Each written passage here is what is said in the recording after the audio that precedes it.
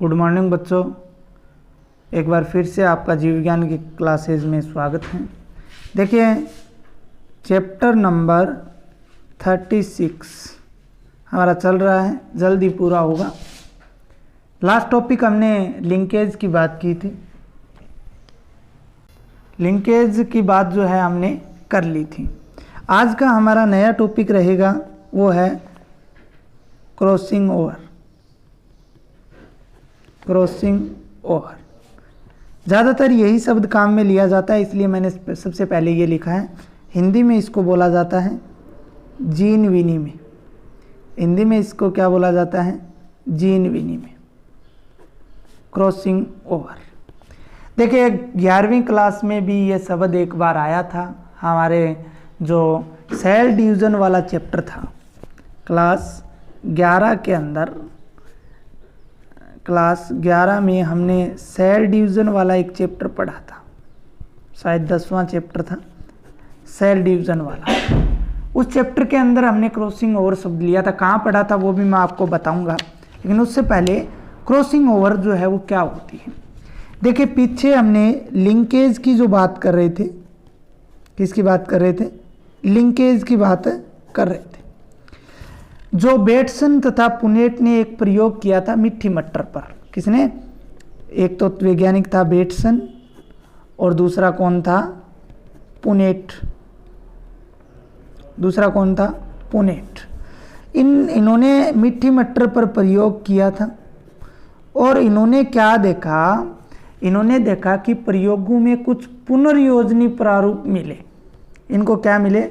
कुछ पुनर्योजनी प्रारूप उनके अंदर मिले।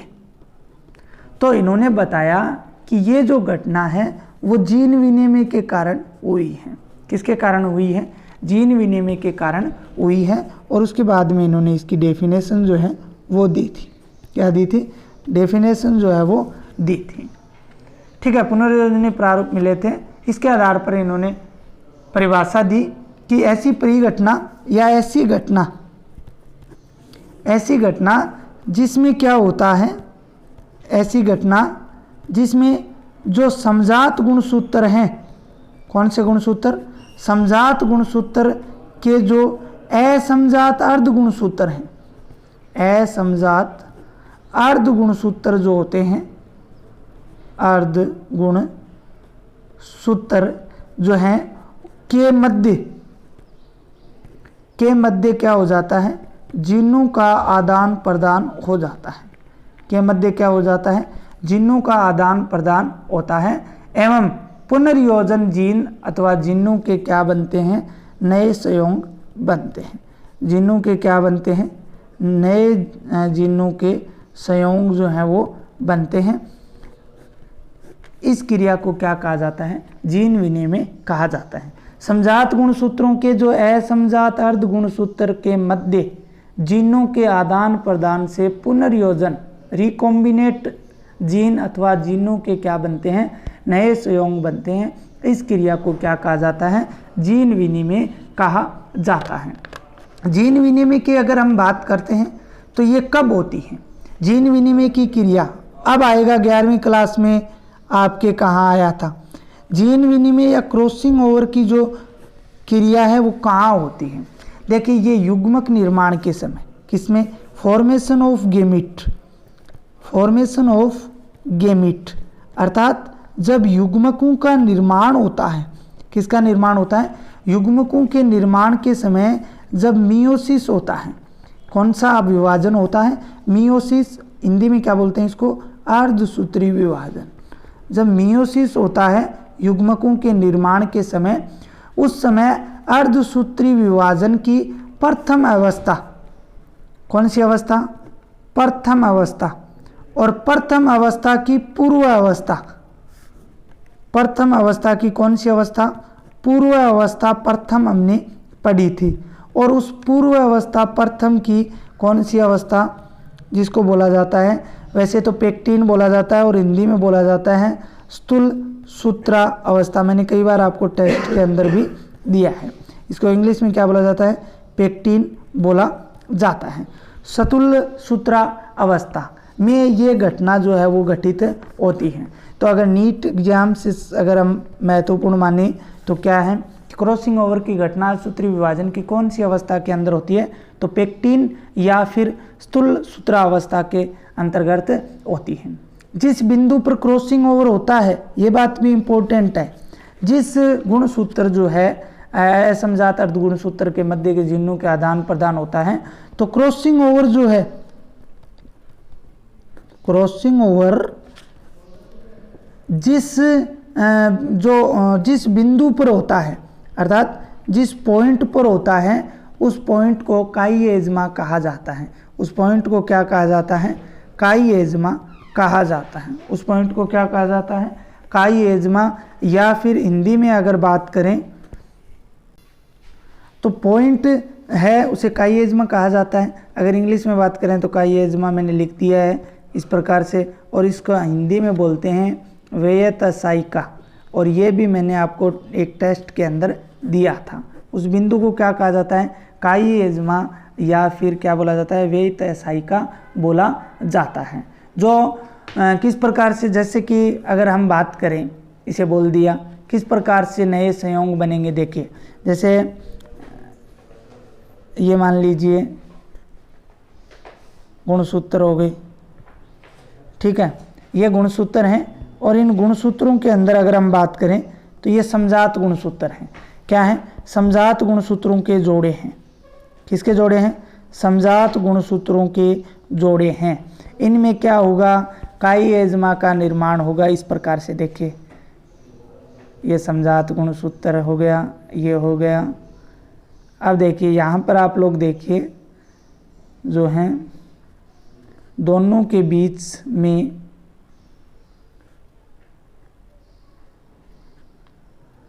ये काइएज्मा का निर्माण जो है वो हो जाता है। दोनों के बीच में किसका निर्माण हो जाता है, काइएज्मा का जो निर्माण है वो हो जाता है। ये क्या होता है, काइएज्मा या व्यवस्था का जो है वो जिसका निर्माण हो जाता है, इसे ही क्या बोला जाता है, जीन विनिमय या क्रॉसिंग ओवर बोला जाता है। इसे ही क्या बोला जाता है, क्रॉसिंग ओवर, जिससे जीनों के नए संयोग बनते हैं। जिससे जीनों के क्या बनते हैं, इस प्रकार से जीनों के जो है पुनर्योगज जीन हैं उनका निर्माण हो जाता है। उनका क्या है, निर्माण जो है वो हो जाता है। तो ये डायग्राम इस प्रकार से आपको ध्यान में रखने हैं, किस प्रकार से समजात गुणसूत्रों के जोड़े में जीन विनिमय हुआ, जिससे काइएज्मा का निर्माण हुआ, और जिससे किसका निर्माण हुआ, पुनर्योगज जो है जीन है उनका निर्माण हुआ। इसके अलावा अगर हम बात करें आगे नए टॉपिक की, इसी वीडियो के अंदर जीन विनिमय के प्रकार, जीन विनिमय के प्रकारों की भी हम बात करेंगे। 3 प्रकार इसके होते हैं, types of crossing over, types of crossing over, gene विनिमय के प्रकार। जीन विनिमय के प्रकार की बात करते हैं तो जीन विनिमय गुणसूत्रों में जीन विनिमय को इस काइएज्मा बनने के आधार पर, किसके आधार पर, काइएज्मा बनने के आधार पर 3 भागों में बांटा है। कितने भागों में बांटा है, 3 भागों में बांटा है। 3 भागों की हम बात करेंगे। तीनों भाग देखिए कौन कौन से। एक तो है एकल जीन विनिमय, 1 नंबर अगर हम बात करें, 1 नंबर की अगर बात करते हैं तो वो है सिंगल क्रॉसिंग ओवर, ठीक है। दूसरा जो है वो है डबल क्रॉसिंग ओवर, ठीक है। और तीसरा जो है वो multiple crossing over, multiple crossing over, ठीक है।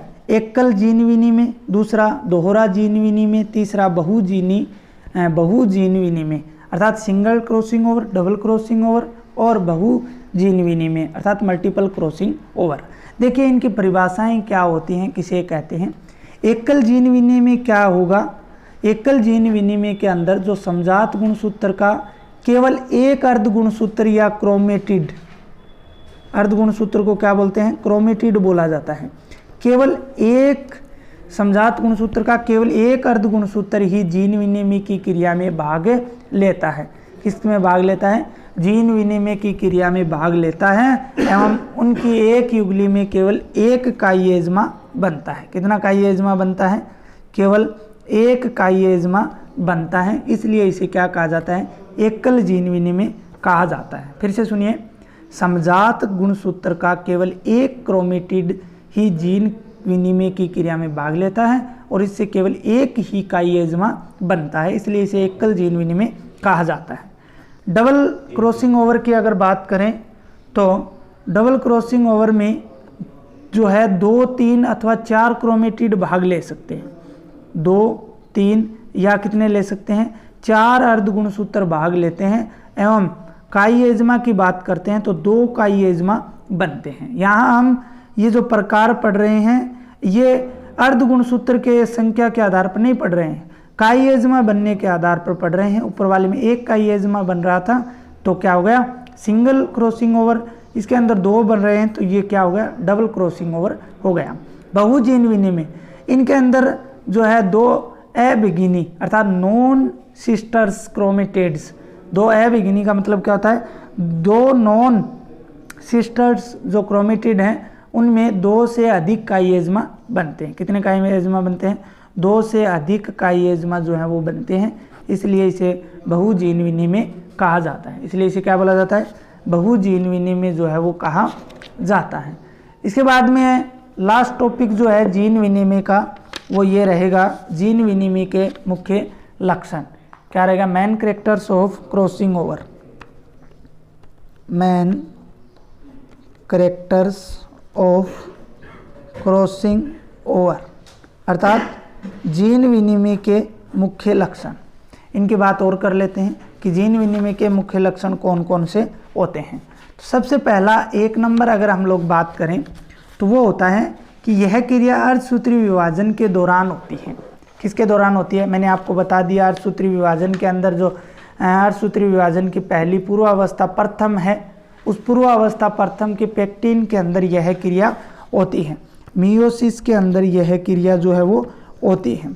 अर्थात ऐसा बोल सकते हो गेमेटोजेनेसिस युग्मक जनन, ये भी बताया था मैंने आपको, युग्मक निर्माण फॉर्मेशन ऑफ युग्मक गेमेटोजेनेसिस की क्रिया के दौरान पेक्टिन अवस्था के अंदर होती है। मुख्य बात तो इसकी यही है और यहीं से प्रश्न जो है वो पूछा जाता है। सेकंड बात करें 2 नंबर, तो ये क्रिया समजात गुणसूत्रों के जो नॉन सिस्टर क्रोमेटिड है उनके मध्य होती हैं, अर्थात अर्ध गुणसूत्रों के मध्य होती हैं। समजात गुणसूत्रों के जो अर्ध गुणसूत्र हैं अर्थात नॉन सिस्टर क्रोमेटिड जो होते हैं उनके मध्य ही यह क्रिया होती है। मुख्य रूप से 2 नंबर बात यह है कि यह क्रिया किन के मध्य होती है। 3 नंबर अगर बात करें तो नॉन सिस्टर क्रोमेटिड के बीच जो खंड हैं या जीनों का आदान प्रदान है, जीन ट्रांसफर का जो काम है, किनके मध्य, नॉन सिस्टर क्रोमेटिड के मध्य जीन ट्रांसफर का जो काम है वो इस क्रॉसिंग ओवर की वजह से ही होता है। किसकी वजह से ही होता है, इस क्रॉसिंग ओवर की वजह से ही होता है।